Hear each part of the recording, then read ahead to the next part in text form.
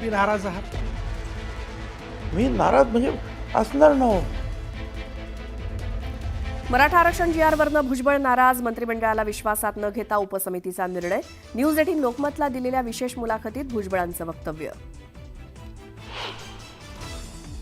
राधाकृष्ण विखे पाटलांकडनं मनोज जरांगेंच्या तब्येतीची विचारपूस, तर ज्यांना जीआरबाबत संशय त्यांनी माझ्याशी चर्चा करावी, विखे पाटलांचं आवाहन.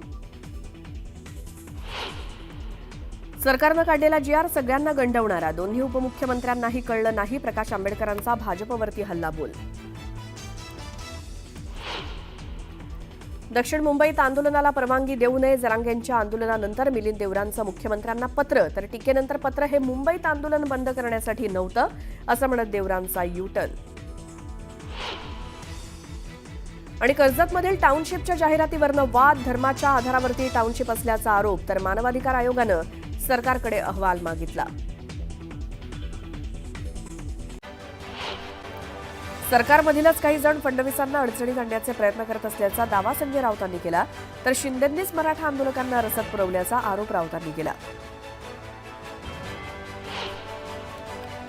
जरांगेंच्या आंदोलनानंतर मिलिंद देवरांनी मुख्यमंत्र्यांना पत्र लिहिलंय. दक्षिण मुंबईमध्ये आंदोलनाला परवानगी देऊ नये, मिलिंद देवरांनी पत्रातनं ही मागणी केली.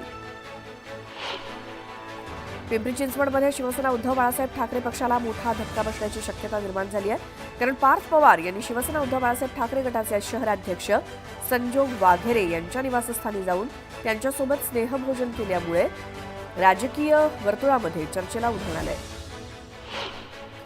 नंदुरबार जिल्ह्यामध्ये गेल्या 3 दिवसात विविध पक्षातनं पदाधिकाऱ्यांनी भाजपात पक्षप्रवेश केला. आजही शरद पवारांच्या राष्ट्रवादीच्या महिला जिल्हाध्यक्षांनी भाजपात प्रवेश काल केला. त्यांच्यासह शेकडो कार्यकर्ते देखील भाजपात सामील झाले. रत्नागिरी जिल्ह्यातील वैभव खेडेकर यांचा पक्षप्रवेश पुढे ढकलण्यात आलाय. नारायण राणेंची प्रकृती बरी नसल्यामुळे पक्षप्रवेश सोहळा पुढे ढकलण्यात आलाय, तर पुढील 4 दिवसात मोठ्या थाटात पक्षप्रवेश होणार असल्याचं खेडेकरांनी म्हटलं. मंत्री राधाकृष्ण विखे पाटलांचं शिर्डी विमानतळावरती जल्लोषात स्वागत करण्यात आलं. मुख्यमंत्र्यांनी विश्वास दाखवल्यामुळे मराठा समाजाचं स्वप्न पूर्ण झाल्याचा आनंद असल्याची प्रतिक्रिया त्यांनी दिली. मराठा आंदोलनात दंगल पेटण्याची संजय राऊत वाट बघत होते असा आरोप माजी आमदार शहाजीबापू पाटील यांनी संजय राऊतांवरती केला, तर संजय राऊतांची आता जळफळाट होत असल्याचं देखील त्यांनी म्हटलं. पश्चिम महाराष्ट्रातील कुणबी मराठा समाजाला आरक्षण मिळण्यासाठी सार्वजनिक मंत्री शिवेंद्रसिंहराजे भोसले यांनी महत्त्वाची भूमिका बजावली. या निमित्तानं साताऱ्यातील पोवई नाक्यावरील शिवतीर्थावरती मंत्री शिवेंद्रसिंहराजे यांचा मराठा क्रांती मोर्चा आणि मराठा समाजाच्या वतीनं सत्कार करण्यात आला. यानंतर एक मोठी बातमी आहे. माळेगाव कारखान्याचे चेअरमन झाल्यानंतर उपमुख्यमंत्री अजित पवार यांना शिवनगर विद्याप्रसारक मंडळाचा भोंगळ कारभार सुरू असल्याचं अजित पवार म्हणाले. तसंच शिवनगर विद्याप्रसारक मंडळाच्या कामावरनं अजित पवारांनी नाराजी व्यक्त केली आहे. तर या संस्थेचे अध्यक्ष हे शरद पवार आहेत. माळेगाव पण शैक्षणिक संकुलमध्ये इतकी भयानक परिस्थिती, मी जनरल बॉडीला सांगणार, मी एक कुठनं ते माळेगावचं चेअरमन पद घेतलंय, पण जसं मी खोलात जातोय तसं एवढे वेगवेगळे प्रकार. शैक्षणिक संकुल, मी त्या ठोबऱ्यानं विचारणार आहे, साहेब याचे अध्यक्ष साहेबाला माहिती का नाही? ते म्हणले सांगितलंय साहेबांना. 11 का 12 कोटी रुपये तोटा आहे तिथं. विलासराव, आपण जे जे संचालक आहात, संचालक नाही, संचालक व्हायचंय तुम्हाला, तो विश्वस्त होता. 11-12 कोटी रुपये हे सगळं असं वाढून माझ्या हातात दिलं काय? कर्जबाजारी करू, पगार तिथं व्यवस्थित नाही, काही नाही, तिथं खोगीर भरती करून ठेवलेली आहे. पुन्हा पाहूयात सकाळच्या 100 बातम्या. अहिल्यानगरमध्ये राष्ट्रीय आरोग्य अभियानांतर्गत कार्यरत आरोग्य कर्मचाऱ्यांचा बेमुदत संप 17व्या दिवशीही सुरूच आहे. शासनानं मागण्यांकडे दुर्लक्ष केल्याच्या निषेधार्थ कर्मचाऱ्यांनी जिल्हा परिषदेवरती मोर्चा काढला आणि मागण्या मान्य होईपर्यंत आंदोलन सुरूच राहील असा इशारा आंदोलकांनी दिला. लातूर जिल्ह्याच्या रेणापूर तालुक्यातील गव्हाड गावातील मराठा समाजातील व्यक्तींच्या कुणबी नोंदी आढळल्यामुळे त्यांना आता ओबीसी प्रमाणपत्र मिळू लागले. निजाम सरकारच्या जनगणनेत कुणबी असा स्पष्ट उल्लेख आढळल्यामुळे कागदपत्र मिळाल्याचं गव्हाड गावातील संदीपान पवार यांच्यासहित अनेकांचा ओबीसीमध्ये समावेश झाला. युवक काँग्रेसमधील नागपूरच्या 4 कायमस्वरूपी निष्कासित पदाधिकाऱ्यांना पक्षानं दिलासा दिलाय. या पदाधिकाऱ्यांना पुन्हा नियुक्ती देण्यात आली आहे. मुलुंड ते कळवा दरम्यान रेल्वेने प्रवास करत असताना एका तरुणाचा तोल गेला आणि तो थेट विटावा खाडीत पडला. हा 19 वर्षीय तरुण कळव्यातील गोलाई नगरचा रहिवासी आहे. या तरुणाचा शोध सुरू आहे. ठाणे महापालिकेनं अनधिकृत इमारत कारवाई सुरू केली आहे. उच्च न्यायालयाच्या आदेशानुसार ठाणे महानगरपालिकेची तोडक कारवाई ही झाली. ठाण्यातील लोकमान्य नगरपाडा नंबर 1 अनधिकृत 4 मजली इमारत पाडण्यात आली, त्यावरती हातोडा पडला. मुंबईच्या गिरगावात बोरभाट लेनमध्ये गिरगावचा विघ्नहर्ताची स्थापना करण्यात आली. तरुण मित्र मंडळाकडून बाप्पाची स्थापना करण्यात आली. या मंडळाचं यंदा 39वं वर्ष आहे. अहिल्यानगरच्या आव्हाणे गावात गणेशोत्सवाचा उत्साह बघायला मिळतोय. आव्हाणे गावातील गणपतीला आडवा गणेश आणि निद्रिस्त गणेश असं देखील म्हणतात. हा गणपती शेतात नांगरणी करताना सापडला, तेव्हापासून हा गणेश तसाच ठेवून गावकऱ्यांनी या ठिकाणी मंदिर बांधलं आणि बाप्पाच्या दर्शनासाठी भक्त गर्दी करत आहेत. गोंदिया जिल्ह्यात देखील ईद ए मिलाद उत्साहात साजरी केली जाते. जिल्ह्यातील मुस्लिम बांधवांनी इस्लाम धर्माचे विविध पैलू दाखवणारे देखावे सादर केले. या देखाव्यांमध्ये इस्लाम धर्माची शिकवण, ऐक्याचा संदेश आणि धार्मिक संस्कृतीचं दर्शन घडवण्यात आलंय. अकोल्यात ओबीसी समाजानं आंदोलन केले. आंदोलनातून मराठा समाजाच्या मागण्या मान्य केल्यामुळे विरोध केलाय. सरकारचा निर्णय ओबीसींवरती अन्याय असल्याचा आरोप केला जातोय. नांदेडच्या हिमायतनगर तहसील कार्यालयासमोर ओबीसी समाजानं आंदोलन केलं. यावेळी आंदोलकांनी शासन निर्णयाची होळी केली. ओबीसी समाजाच्या हक्कांवरती गदा आल्याचा आरोप करण्यात आलाय. अहिल्यानगरच्या कर्जतमध्ये सरकारनं काढलेल्या जीआरला ओबीसी समाजानं विरोध केलाय. ओबीसी आरक्षणाला धक्का देणारा जीआर असल्याचा आरोप आंदोलकांनी केला. तातडीनं जीआर रद्द करण्याच्या मागणीसाठी आंदोलनातनं मागणी करण्यात येते. नंदुरबारच्या चिडीमाळ गावात गरोदर मातेला 4 किलोमीटर पायपीट करत झोळीतल्या रुग्णालयात नेण्यात आलं. चिडीमाळ ते गोरामाळपर्यंतचा रस्ताच नसल्यामुळे नागरिकांचे मोठे हाल होत आहेत. तातडीनं रस्ता तयार करण्याची मागणी केली जाते. नंदुरबारच्या वेहगी बारीपाडामध्ये एका नागरिकाला साप चावलाय. यावेळी रस्ता आणि रुग्णवाहिका नसल्यामुळे बांबूच्या झोळीतल्या रुग्णालयात त्याला नेण्यात आलं. पुराच्या पाण्यातून रस्ता काढण्याची वेळ त्यांच्यावर आली. परभणीच्या सायाळा सोने गावात स्त्री जातीचं मृत अर्भक सापडलं, त्यामुळे परिसरात खळबळ माजली. दरम्यान सखोल तपास करून संबंधितांवरती कारवाई करण्याची मागणी नागरिकांनी पोलिसांकडे केली.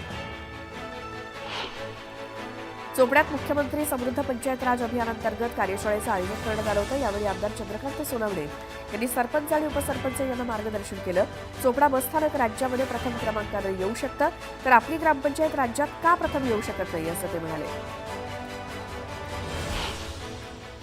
हिंगोलीच्या कृषी उत्पन्न बाजार समितीत हळदीला सरासरी 10,000 रुपये प्रति क्विंटल दर मिळतोय. तर 10,000 रुपये दर मिळत असल्यामुळे हळद उत्पादक शेतकऱ्यांनी नाराजी व्यक्त केली. किमान 15,000 रुपये दर देण्याची मागणी शेतकऱ्यांनी केली. हिंगोली जिल्ह्यामध्ये कयाधू नदीवर 4 ते 5 वर्षांपूर्वी बंधारा बांधण्यात आलाय. या बंधाऱ्याचं पाणी शेतात शिरत असल्यामुळे शेती पिकाचं मोठं नुकसान झालंय. तातडीनं उपाययोजना करण्याची मागणी शेतकऱ्यांनी केली. बुलढाण्याच्या खामगाव शहरात अवैधरित्या गुटखा बाळगणाऱ्यांवरती पोलिसांनी मोठी कारवाई केली. यावेळी 25 लाखांच्या गुटख्यासोबतच 50 लाखांचा मुद्देमाल जप्त केलाय. एक मोठी बातमी बघूयात. मुंबईजवळच्या कर्जतमधील सुकून एम्पायर रेसिडेन्शियल प्रोजेक्ट वादात सापडलाय. या वादाचं कारण ठरलंय सुकून एम्पायर प्रोजेक्टची जाहिरात. या जाहिरातीत हलालचा उल्लेख करण्यात आलाय. समविचारी असलेल्या एका विशिष्ट धर्मासाठीचा हा टाउनशिप प्रोजेक्ट असल्याची जाहिरात करण्यात आली आहे. यावरनं आता नव्या वादाची ठिणगी पडली आहे. भाजप आणि शिवसेनेकडनं यावरती तीव्र आक्षेप घेण्यात आलाय. दरम्यान एकीकडे हा वाद पेटला तर दुसरीकडे मानवाधिकार आयोगानं सुद्धा यात उडी घेतली आणि मानवाधिकार आयोगानं राज्य सरकारला पत्र लिहित 2 आठवड्यात या प्रकरणी उत्तर देण्याचे निर्देश दिले. एका विशिष्ट धर्मासाठीच इथं घरं मिळतील हे असंविधानिक आहे, असंसदीय आहे, बेकायदेशीर आहे आणि एका विशिष्ट प्रकारच्या विचारधारेलाच आम्ही घरं विकू हा सरळ सरळ धार्मिक भेदभाव आहे. ज्या बिल्डरकडनं ही जाहिरात प्रसिद्ध करण्यात आलेली आहे त्याच्यावरती तातडीनं कारवाई केली गेली पाहिजे. मानवाधिकार आयोगानं देखील सरकारला नोटीस पाठवून या संदर्भामध्ये खुलासा केलेला आहे. हे अत्यंत धक्कादायक आहे. कुठल्याही समाजाचा एखादा मुद्दा घेऊन, जाती धर्माचा मुद्दा घेऊन एखादी टाउनशिप जर प्रमोट करत असेल ते संविधानाच्या विरोधात आहेत. त्यामुळे सरकारने या बाबतीत कुठे ना कुठे निर्णय घ्यावा, कारवाई तिथं करावी. आम्ही कोणाचंही समर्थन करत नाही. जो संविधानाच्या विरोधात आणि जो जाती धर्माचा वापर हा पैसा कमवण्यासाठी करत असेल तर त्या सर्व लोकांच्या आणि विचाराच्या विरोधात आम्ही सर्वजण आहोत. पुन्हा पाहूयात सकाळच्या 100 बातम्या. बुलढाणा जिल्ह्यात गेल्या काही दिवसांपासून जोरदार पावसाला हजेरी लावली, त्यामुळे शेती पिकाचं मोठं नुकसान झालंय. त्यामुळे शेतकरी संकटात सापडलाय. मालेगाव भागात असलेलं गिरणा धरण 96% भरलंय. त्यामुळे धरणातनं 814 क्युसेक वेगानं पाण्याचा विसर्ग सुरू आहे. नदीकाठच्या नागरिकांना सतर्कतेचा इशारा दिलाय. जर्मनीत पिंपरी चिंचवडच्या रागळवार कुटुंबानं गौरी गणपतीचा सण साजरा केला. यंदा या कुटुंबानं छत्रपती शिवाजी महाराजांच्या गौरवशाली इतिहासावरती आधारित आकर्षक देखावा सुद्धा तयार केला. दरम्यान दर्शनासाठी जर्मनीतील 70 ते 75 भाविकांनी हजेरी लावली. पुण्यात गणेश विसर्जनासाठी पोलिसांनी नियोजन केलं. विसर्जन मिरवणुकीच्या दिवशी पुणे शहरातील मुख्य 17 रस्ते वाहतुकीसाठी बंद असतील, तर शहरात विविध ठिकाणी नो पार्किंग झोन तयार करण्यात आले. भुसावळच्या बाजारपेठ पोलीस स्टेशनमधील गणरायाचे विसर्जन करण्यात आलं. यावेळी विसर्जन मिरवणुकीत पारंपरिक वेशभूषेत पोलीस अधिकाऱ्यांनी भक्तिभावात निरोप दिला. चंद्रपूरच्या तुकुमचा राजा छत्रपती गणेश मंडळानं साकारलेला 11,000 सुताच्या रिळांनी बनवलेला बाप्पा आकर्षक ठरलाय. दर्शनासाठी भाविकांनी मोठ्या संख्येनं गर्दी केली. अमरावती शहरातील गणपती मंडळाला भाजपच्या नेत्या नवनीत राणा यांनी भेट दिली. यावेळी त्यांनी एका गणपती मंडळात ढोलवादन देखील केलं. येवला शहरात दरवर्षीप्रमाणे संत गजानन महाराज मित्र मंडळानं सजीव देखाव्याची परंपरा कायम ठेवली. यंदा या मंडळानं पौराणिक कथेवरती आधारित हिरण्यकश्यपू वधाचा सजीव देखावा सादर केला. हा देखावा पाहण्यासाठी गणेश भक्तांसह सर्वसामान्य नागरिकांची मोठी गर्दी होती. नागपूरच्या पॅन्थिऑन नगरीत नागरिकांकडून केदारनाथ मंदिराचा देखावा साकारण्यात आलाय. बाप्पाच्या दर्शनासाठी भक्तांनी गर्दी केली.